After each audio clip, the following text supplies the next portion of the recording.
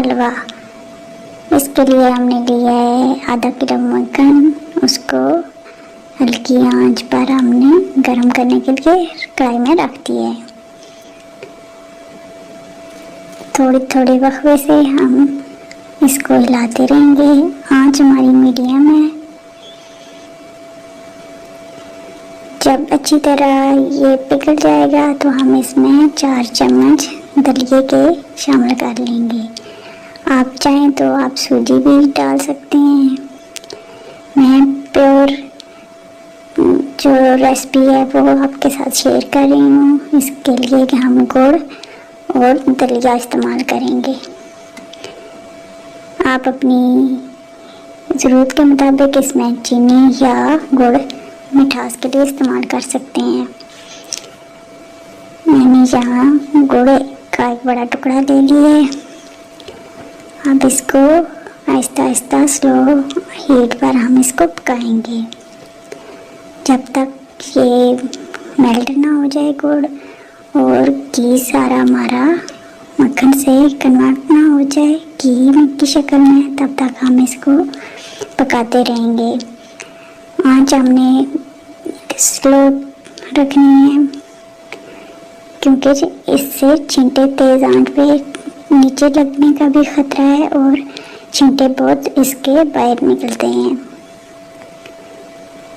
Slowly आंच पर हम इसको पकाएंगे और साथ गुड़ को भी हिलाते रहेंगे ताकि ये अच्छी तरह मेल्ट हो जाए।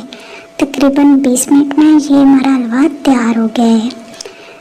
मुकम्मल तौर पर मक्खन पिघल चुका है और इसमें जो नीमी थी वो ख़त्म हो गई है और घी हमारा तैयार हो गया है। साथ किनारों पर हम चम्मच से साफ करते रहेंगे ताकि ये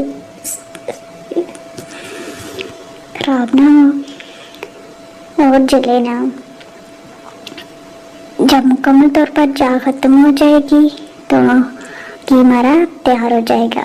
फिर हम बंद कर देंगे और छन्नी से छान कर घी अलग कर लेंगे और हलवा अलग कर लेंगे।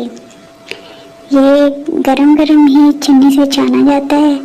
ठंडा होने पर फिर ये हलवे में जज़ब हो जाता है। इसलिए जैसे ही आप इसको चूल्हे से उतारेंगे तो इसको छान लेना। मज़ेदार टेस्टी हलवा तैयार है।